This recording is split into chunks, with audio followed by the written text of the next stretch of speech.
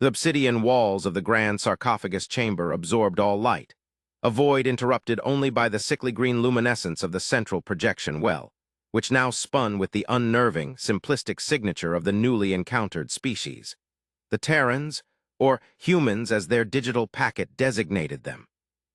High Elder Vale, his four ocular stalks trembling slightly with an anxiety that belied the stillness of his ancient, armored carapace, ran a delicate manipulatory digit over the highly polished surface of the council table, feeling the cold indifference of the hegemony's accumulated history pressing down on the current crisis. Silence, deep and suffocating, had ruled the chamber for the better part of a standard cycle, punctuated only by the labored respiratory clicks of the supreme strategos Kale, a creature of pure militarism whose very presence seemed to warp the diplomatic atmosphere of the room into something sharp and dangerous. Kale's massive, chitinous bulk dominated his section of the table, his primary gaze locked onto the human signature, a posture of predatory focus that grated against Vale's inherent caution. This fragile moment, this prolonged hesitation between political decision and inevitable consequence, felt to Vale like the slow, agonizing separation of two tectonic plates, the resulting seismic event an unpredictable variable which could shatter the carefully constructed piece of the quadrant. "The anomaly persists, Elder," Strategos Kale finally rumbled, the sound a low, resonant tremor that echoed off the high, vaulted ceiling. His voice held the distinct, abrasive quality of a final decree, a judgment already rendered and now merely awaiting formal execution. "They have denied protocol. They have refused the standard mantle of subordination. They have dispatched a single, minimal signature vessel, a vessel conspicuously devoid of the required heavy escort and the mandated, clearly delineated diplomatic transponders, into a sector we explicitly designated for the staging of the 8th Fleet's rotational deployment. This is not ignorance, Elder. Ignorance is a negotiable state. This is a calculated, deliberate act of political contempt, a direct and arrogant challenge to the unified authority of the Cathar hegemony." The strategos concluded his pronouncement by striking the table with a forearm the thickness of a small grav hauler, a percussive act that sent a shudder through the council's assembled members, the message of impending military action ringing with undeniable clarity. Vale, however, did not flinch, allowing the reverberation to settle before he slowly turned his full attention to the strategos, his voice a dry, rasping whisper that paradoxically commanded greater attention than Kale's thundering declaration. "Contempt requires an understanding of the entity being held in contempt, strategos. Our archives are voluminous. Our historical data on this species, the Terrans, is meager. We have fragments, aggressive, self-destructive internal conflicts, rapid technological progression driven by chaotic social models, a bizarre, almost suicidal tendency toward unilateral action. Yet within the same data streams, we see an unparalleled dedication to ethical codification, a complex, almost obsessive emphasis on the sanctity of individual rights, and a capacity for strategic thought that rivals our own, though arrived at through profoundly different means. They refuse the mantle of subordination because, Kale, they may possess no internal framework to even process the concept. They do not comprehend hierarchical submission as a universal axiom. They view it, perhaps, as a voluntary political condition. To interpret their baffling refusal as contempt is to apply our own cultural prism to a glass that refracts all light into an unknown spectrum, and that, strategos, is the beginning of every catastrophic miscalculation in galactic history. A collective, barely perceptible shudder moved through the lesser counselors, who occupied the tiered seats surrounding the main table, their political survival dependent upon correctly anticipating the tilt of this internal struggle between the diplomat and the warmonger. The air grew heavier, thick with the unspoken recognition that the Terrans, unlike any species encountered in the last 20 millennia, had simply and non-violently opted out of the galactic status quo, and the hegemony, whose power was based entirely on the universal enforcement of that status quo, was paralyzed by the sheer audacity of this political defiance. The Cathar civilization had long since perfected the art of absorbing, integrating, and containing lesser species, offering protection and stability in exchange for absolute fealty, a system so robust it had become synonymous with the natural order of the sector. The Terrans were a single, small, unaligned outlier, yet their silence and their calculated minimalist approach were unsettling the very foundatio.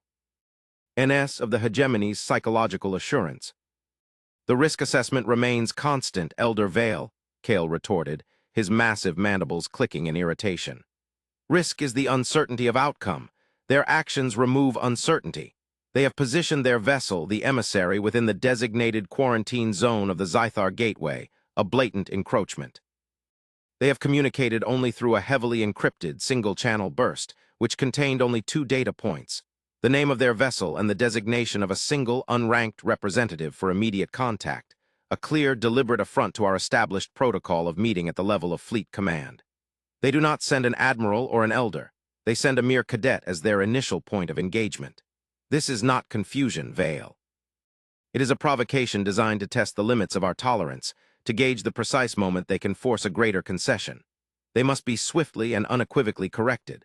A limited, decisive application of force, a demonstration of our overwhelming technological and kinetic superiority, is the only language these chaotic, unpredictable creatures will comprehend. We must enforce the protocol of hierarchy before their insolence contaminates the wider network of client species. Vale inhaled slowly, a long, calculated pause that stretched the tension past the breaking point. He leaned forward, his multifaceted eyes focusing on the shifting holographic projection of the Terran vessel, its simple, almost brutalist lines suggesting a purely utilitarian design aesthetic that spoke of efficiency rather than decorative might. You speak of correction, strategos, but your correction is predicated on the assumption that we are the greater, wiser power. Let us consider the cadet they send. A small, seemingly insignificant individual, designated by their strange system as Alara Vance, holding the title of Junior Diplomatic Attaché and Security Specialist. Why send this specific creature? If they wished to intimidate, they would send a war vessel, not a tugboat, and an admiral, not a child. They are not attempting to match our power. They are attempting to engage us on a plane we are inherently unequipped to handle, the plane of pure, unadorned, non-escalatory diplomacy. Their single ship carries a signature that is almost too clean. It suggests a technological sophistication in power management that we only achieve in our deepest-tier research facilities. We must not be drawn into the kinetic war they are refusing to fight. We must engage them on the diplomatic field, but with a strategy of absolute, non-negotiable intimidation. The council chamber held its collective breath, the weight of Vale's concession, to proceed with non-negotiable intimidation, a victory for the hardliners, yet couched in a framework of cautious diplomacy. Kale's mandibles parted slightly, a slow, predatory smile spreading across his heavily armored visage. A strategy of intimidation, Elder? I concur. It must be executed by a figure of such overwhelming authority and biological presence that the Terran's inherent, primitive sense of hierarchy is immediately and irrevocably established. No mere counselor or emissary will suffice. The initial contact must be a seismic psychological event. The consensus solidified with dreadful speed. The chosen intermediary was General Jal, a relic of the hegemony's brutal expansionary past, a towering figure whose physical might was legendary, and whose reputation for swift, crushing discipline was universally feared. Jal, the council agreed, was politically expendable if the situation devolved, yet possessed the raw, unfiltered authority required to psychologically break the unpredictable Terrans. He would meet the Terran delegation on the neutral orbital platform, the Reliquary of Tranquility, a heavily fortified, decommissioned battle station chosen for its atmosphere of oppressive, silent power. The objective was simple: force the Terrans to acknowledge the hegemony's supremacy, accept the mantle of subordination, and immediately recall their vessel. The means would be entirely Jal's prerogative, provided no kinetic weaponry was deployed. Vale's final, silent thought, as the order was transmitted, was a cold premonition.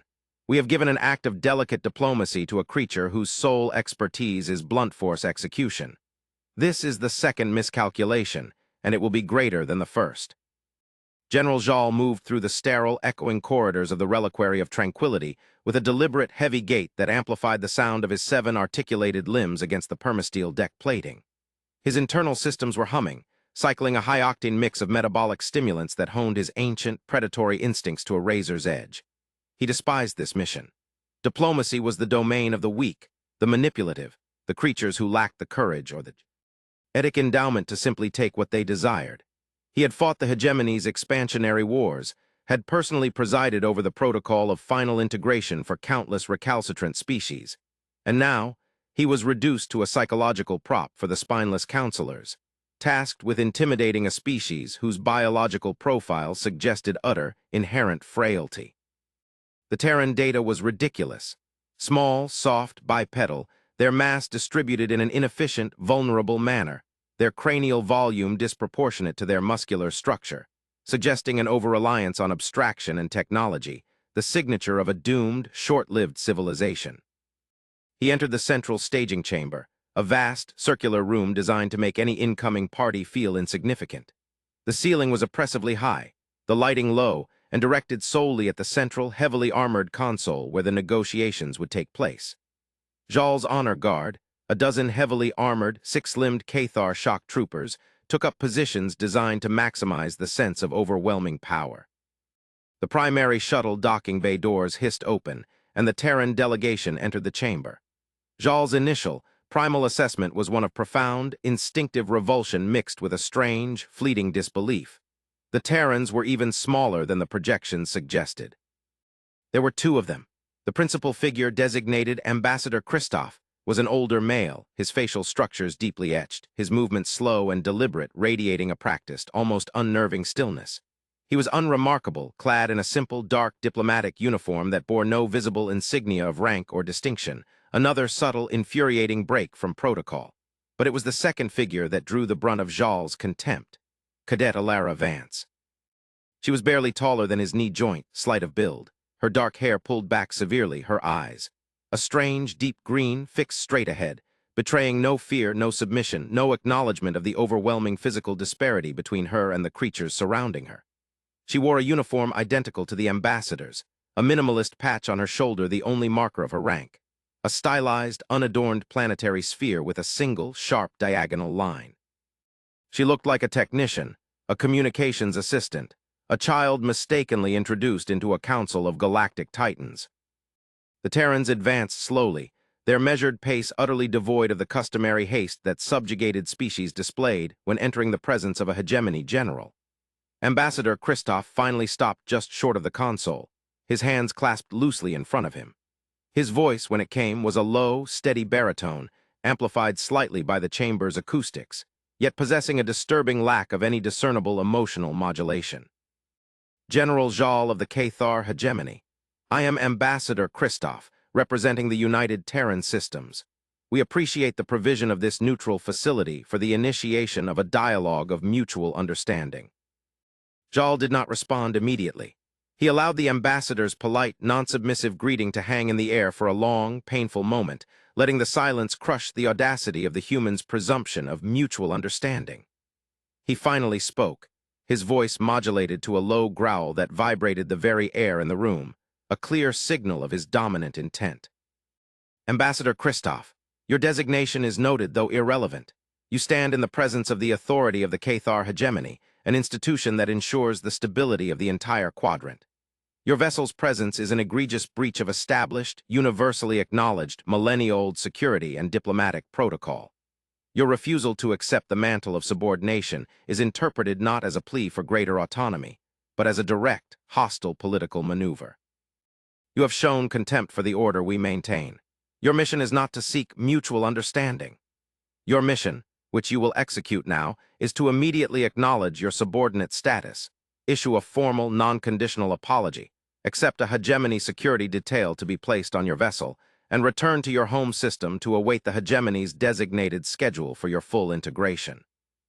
Ambassador Christoph listened to the entire, brutal pronouncement without the slightest change in his stoic expression. He nodded once, a brief, minimal gesture. General, we appreciate the clarity of your statement regarding the hegemony's internal protocols. However, the United Terran Systems operates under a different ethical and political framework. We are here to establish a relationship built on the principle of absolute, unqualified sovereign parity. We do not seek subordination, protection, or integration. We seek a treaty of equal cooperation. We will not accept a hegemony security detail, nor will we issue an apology for serving our own, non-hostile protocols of self-governance. We believe the stability of the quadrant is best served by a network of equal, autonomous powers, not by enforced hierarchy. I propose we proceed immediately to the discussion of resource allocation and the designation of non-aligned frontier zones, based on this principle of parity. The reply was delivered with the same unnerving calm, the same low tone, the same refusal to acknowledge Zhal's overwhelming authority. The sheer insistence on equality, the polite, unwavering rejection of his very premise, struck Zhal with a wave of hot, instinctive rage. He had not been chosen for his patience. He had been chosen for his ability to enforce submission. The council had given him latitude. The time for words was over. He needed to establish the physical reality of the power differential, to inflict the psychological scar that would ensure compliance and shatter the Terran's arrogant calm. Zhal moved, not with the heavy deliberation of his entrance, but with the sudden, explosive speed that had earned him his rank. His movements were a blur, his massive form covering the distance between the console and the two Terrans in a fraction of a second. He did not aim for the ambassador, the principal, who would likely possess some hidden mechanism of defense or counter-protocol. He aimed for the symbol of their arrogance and weakness, the cadet, Alara Vance, the smallest and most dismissible member of the Terran contingent. The act he executed was the discipline strike, an open-handed, blunt-force blow across the cheek and neck, a gesture codified in Cathar military doctrine as the ultimate act of physical, non-lethal humiliation and forced subservience, an act that stripped the recipient of all dignity and declared their absolute, inherent inferiority. His largest forearm, heavily muscled and ending in a clawed, hardened hand, swung in a wide, powerful arc aimed directly at Cadet Vance's soft, exposed face. The action was irreversible, a declaration of intent that superseded all diplomatic language. The moment the blow began its trajectory, Zhal felt a fleeting satisfaction, the pure, unadulterated sensation of power asserting itself over weakness. This will shatter their composure, he thought. This will force the surrender that their political pride refuses. But the surrender did not come. The scream of humiliation did not materialize. Cadet Alara Vance did not flinch, did not cower, did not even blink. Her reaction was not fear, but pure, terrifying protocol. As Zhal's massive hand crossed the invisible threshold of engagement, the line where verbal negotiation ended and unprovoked, intentional physical assault on a uniformed officer began, Cadet Vance's body moved. It was not a reactionary dodge, but a pre-calculated, fluid, instantaneous countermeasure. Her left hand, moving with impossible speed, shot out not to block the blow, but to intercept Zhal's forearm at a specific, vulnerable point just above the wrist joint. Her movement was minimal, compact, and perfectly timed, exploiting the kinetic energy of Zhal's swing. Her right hand followed, a flash of motion that found the precise, delicate articulation of Zhal's wrist, the primary hinge joint that connected his hand to his powerful forearm. There was no struggle. There was no sound of impact. There was only a sickening, brittle crack, sharp and impossibly loud in the echoing chamber, followed by a wet, tearing sound. Vance's entire, tiny body rotated slightly, leveraging Zhal's momentum against the joint, not fighting his strength, but redirecting it with surgical precision. The action took less than 5 seconds from the start of Zhal's swing to its devastating, localized conclusion. General Zhal's triumphant roar of dominance turned instantly into a high-pitched, agonizing shriek of pure biological pain. His massive forearm collapsed uselessly, the primary bone in his wrist snapped clean, the joint entirely dislocated and twisted at a grotesque, impossible angle. He staggered back, 7 limbs suddenly rendered clumsy and uncoordinated, clutching the now broken weapon of his authority. The shock troopers, trained for a diplomatic surrender or a full kinetic assault, froze, unable to process the instantaneous, non-lethal disarming of their general by a creature they had dismissed as insignificant. Cadet Alara Vance, her face still utterly calm, her green eyes cold and fixed, took 1 step back, placing herself directly at the side of Ambassador Kristoff. Her posture had shifted, subtly but fundamentally, from a subordinate attaché to a combat-ready protective stance, her small form now radiating a silent, intense danger that instantly eclipsed the presence of the wounded general. Ambassador Kristoff, having witnessed the entire, terrifying exchange with the same serene composure he had exhibited throughout the preceding dialogue, raised his hand slightly to the terrified, stunned Cathar security det. Ale, his voice, still low, still utterly devoid of heat, now carried the heavy, undeniable weight of cosmic law. Attention, Cathar personnel. General Zhal has committed a Category 6 unprovoked unilateral act of war against the sovereign personnel of the United Terran Systems. Our protocol of defensive consequence is now fully engaged. The diplomatic mission is formally terminated. Hostilities are now active. Cadet Vance's action was a non-lethal, necessary neutralization of an immediate threat to a uniformed officer, executed in precise accordance with Terran Regulation 74D, subsection 9, immediate, non-escalatory incapacitation of aggressor upon unprovoked physical assault. The responsibility for this conflict falls entirely upon the General's violation of the sanctity of the diplomatic corps. Inform your strategos. The war has begun. The sarcophagus chamber erupted not with noise, but with an appalling silence of disbelief that was infinitely more terrifying.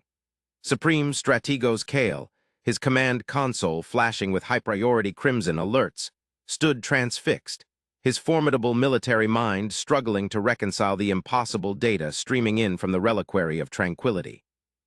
The visual feed was archived, looping the devastating 5-second sequence.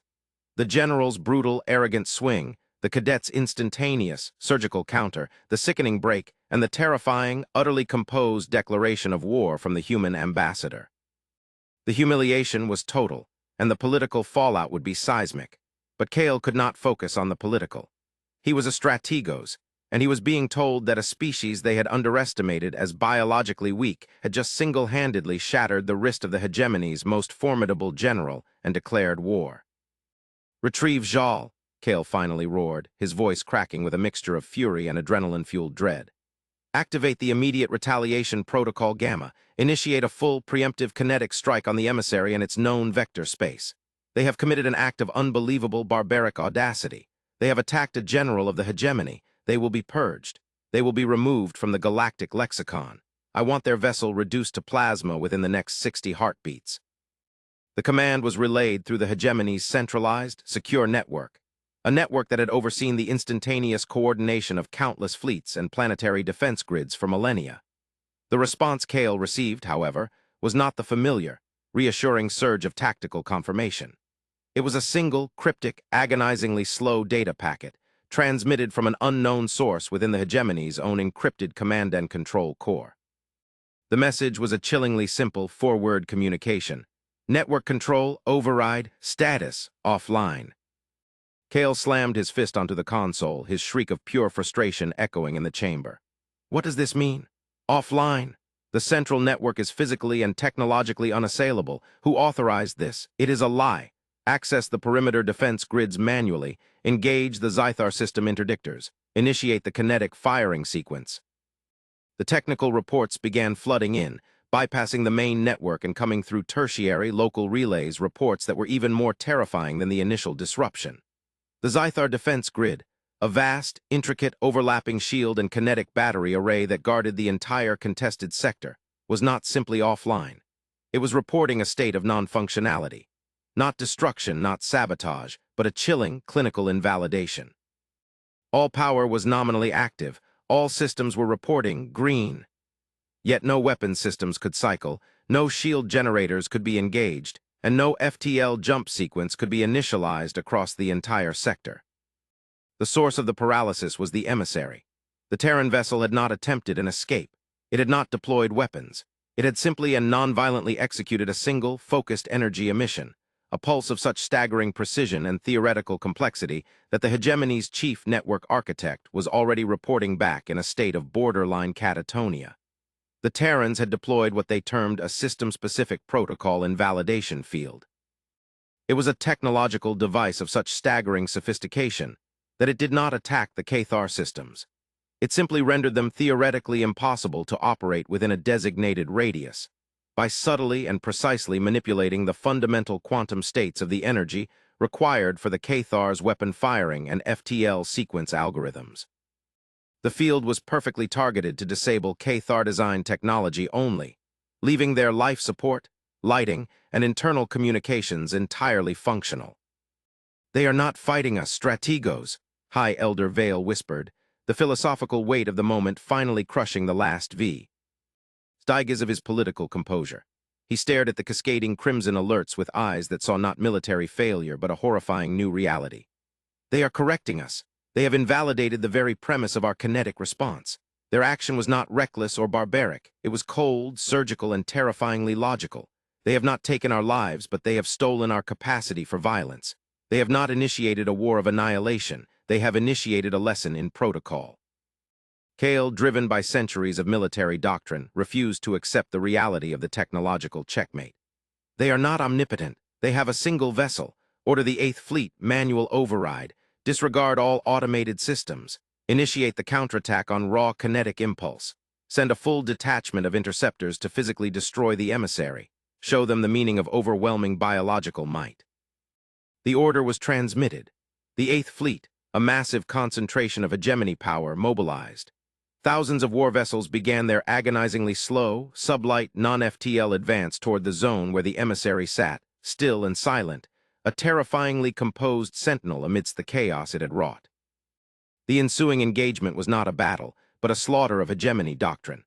The Terrans did not fire a single destructive shot.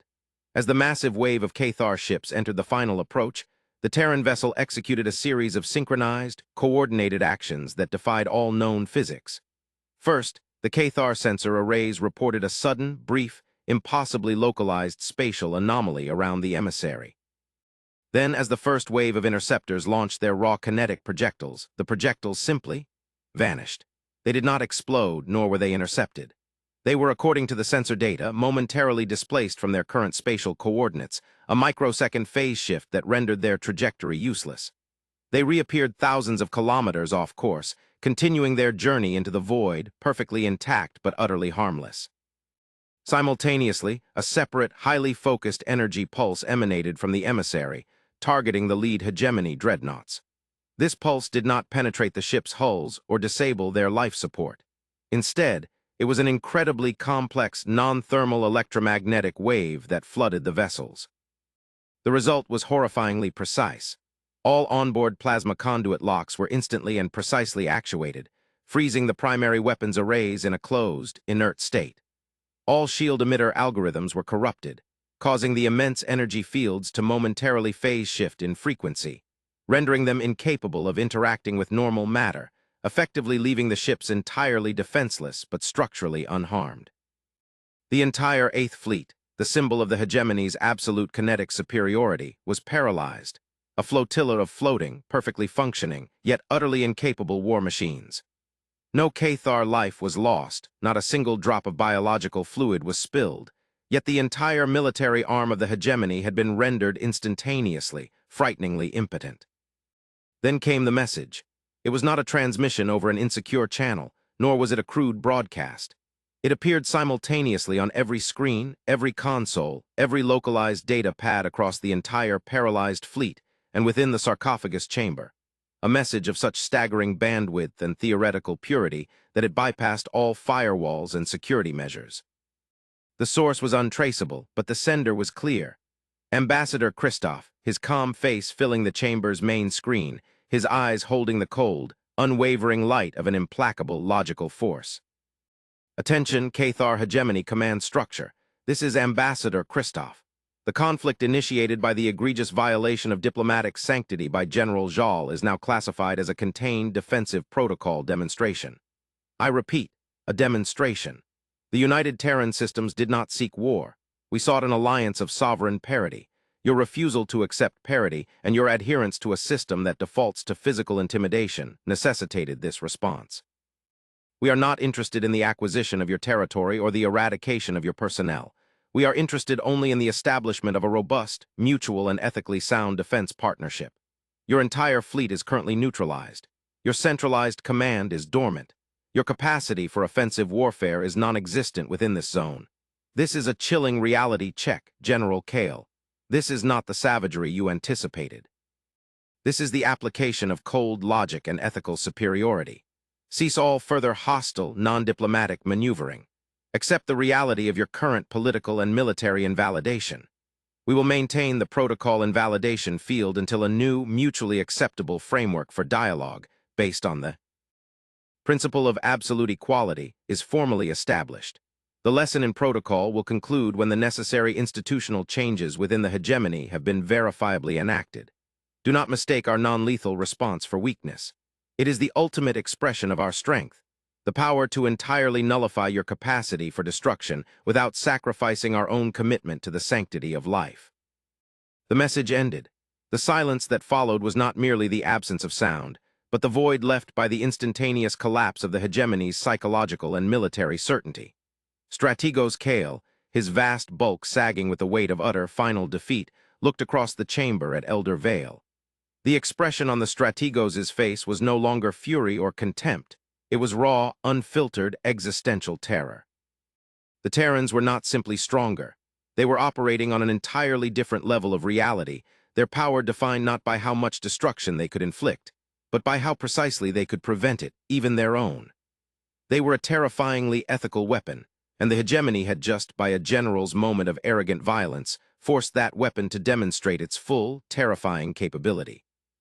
The weeks that followed were not characterized by skirmishes, or even by a formal cessation of hostilities, but by a chilling, absolute stillness enforced by the Terran Protocol Invalidation Field.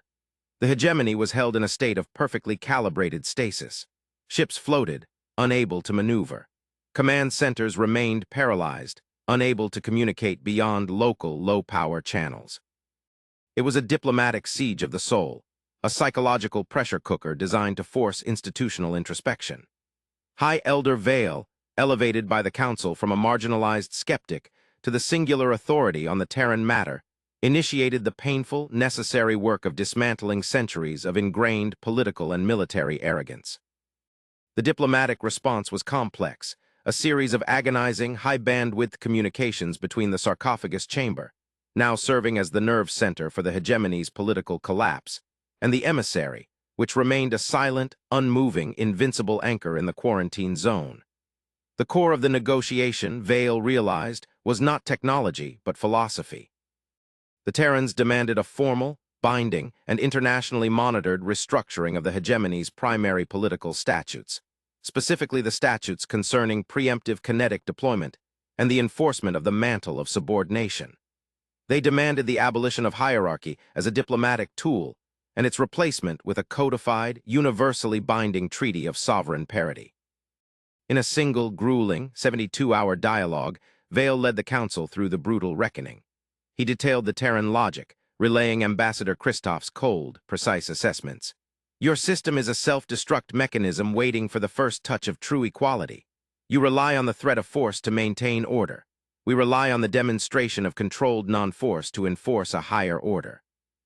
General Jal's act was not a random mistake.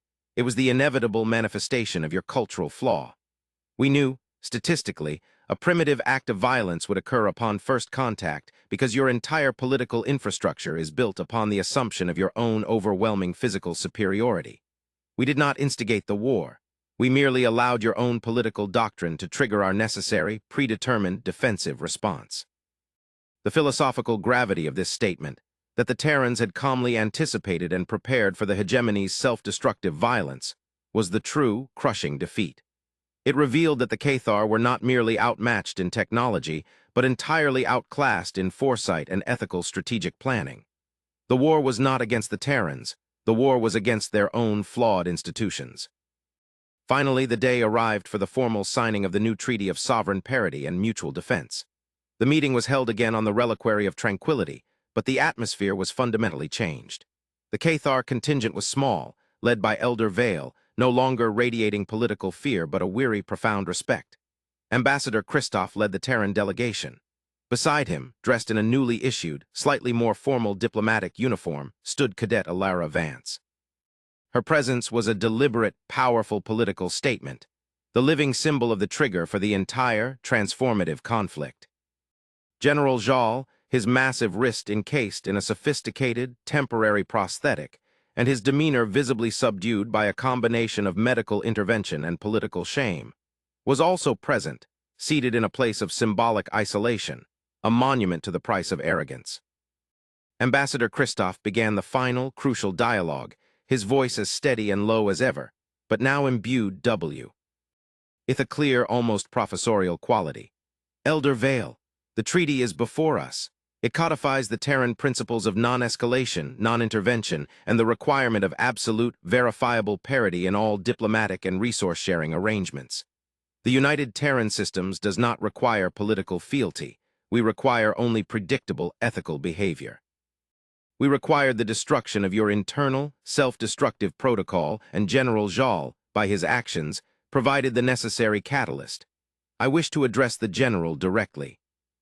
He turned to Jal, who visibly tensed, awaiting the final diplomatic humiliation. Christoph's eyes were neither angry nor triumphant. They were merely discerning.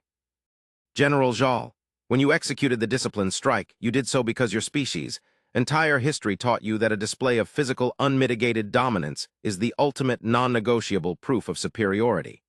You struck a young, small, unthreatening cadet.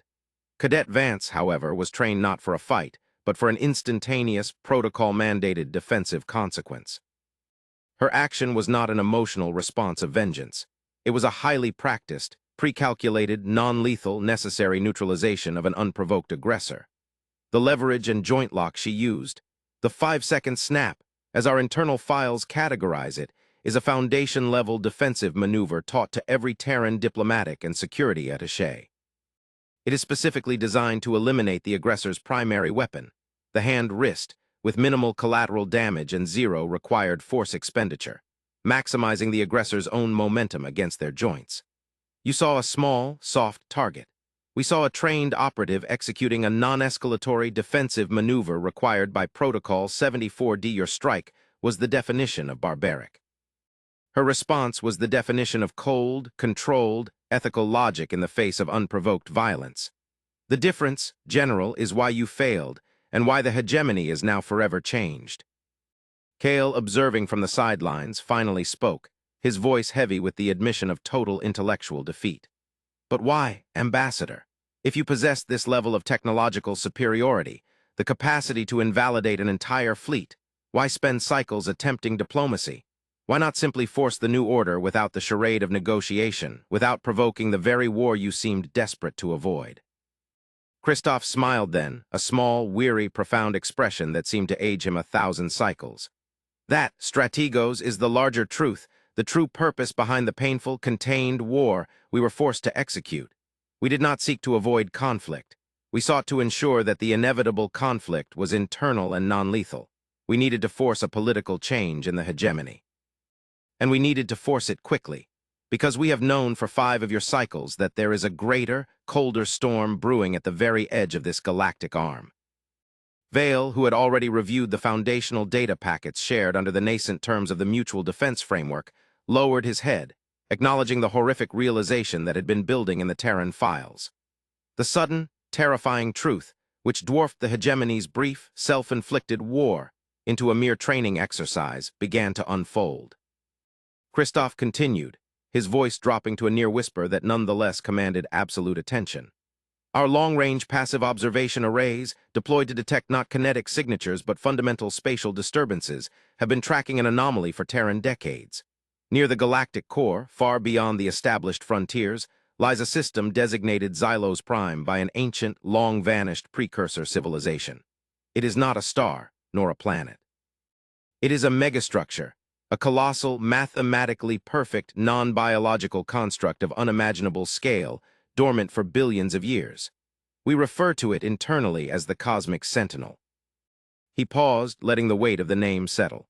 We determined, through complex quantum modeling, that the Sentinel's internal systems are designed to monitor, and if necessary, purge sectors of the galaxy that display a statistically high volume of chaotic, destructive, and technologically advanced biological conflict.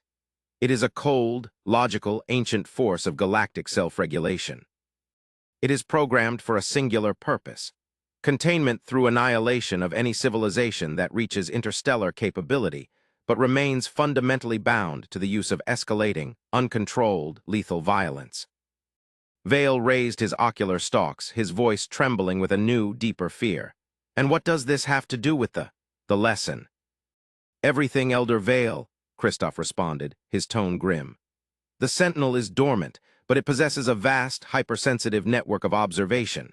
Its primary long-range trigger for full activation is the detection of uncontrolled, high-energy, wide-spectrum FDL disruption signatures, the kind of catastrophic spatial disruption caused by massive, multi-fleet FTL jump maneuvers and large-scale, uncontrolled weapons fire across multiple sectors.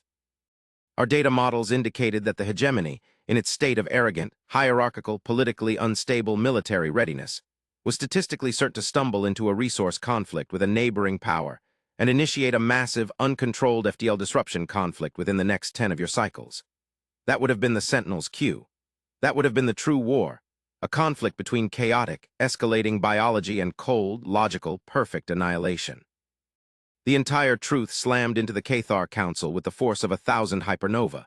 The Terran War, the general's broken wrist, the immediate FTL disruption field that had paralyzed the hegemony. It had all been a simulation. A terrifying, aggressive, non-lethal intervention designed not to win territory, but to save the entire sector from a far greater ancient peril. "We came to your borders, Elder Vale," Kristoff concluded, his hands resting on the signed treaty. "We tried to warn you through conventional diplomacy. Your arrogance, your insistence on hierarchy and the mantle of subordination prevented you from hearing the warning. We knew a peaceful treaty was impossible. We knew only one thing could shatter your self-destructive military paradigm. The use of a power so immense it could not be countered, but simultaneously so precisely ethical it could not be labeled hostile. We had to break your military's will without breaking your people.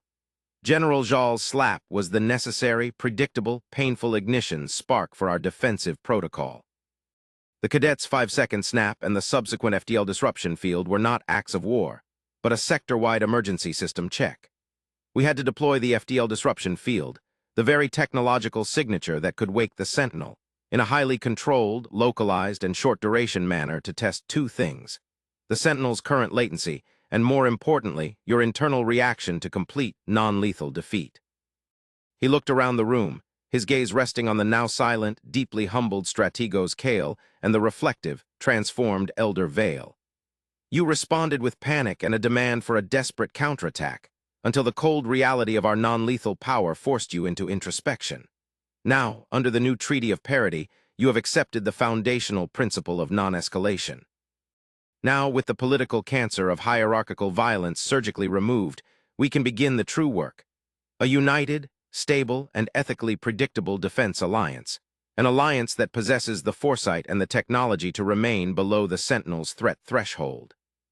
Cadet Alara Vance, silent throughout the entire explanation, stepped forward, her green eyes fixed not on the Cathar, but on the vast, empty space beyond the station's windows, a space that now seemed infinitely more menacing. She spoke for the first time, her voice clear and precise, cutting through the heavy air of philosophical realization. The Sentinel, through our modeling, is slowly stirring. Its dormant phase is concluding. The diplomatic war we fought, the slap, the wrist, the war, the stasis, was painful and necessary. It was the only way to surgically excise the self-destructive element of a new civilization before the ancient, cold executioner noticed the noise. The price of galactic peace, it seems, was the intentional, contained start of a very small, very loud, and very necessary war. The signing ceremony concluded, the pen strokes echoing in the silence. The hegemony was no more. The Cathar had been born anew into the United Core Systems Alliance, an entity founded upon the humbling, terrifying revelation of Terran logic and power. Elder Vale looked at the young cadet, the creature who had in 5 seconds saved a civilization and perhaps the entire sector from a cosmic reckoning. He felt the cold touch of gratitude and the heavy, profound weight of a galactic future forged not in conquest, but in a defensive, painful lesson on the necessity of controlled, ethical consequence. The true war was over, but the cold, silent truth of the cosmic sentinel, now monitored by the quiet competence of the newly unified alliance, remained. The human war had merely been a fire drill, a brutal inoculation against a final, eternal night.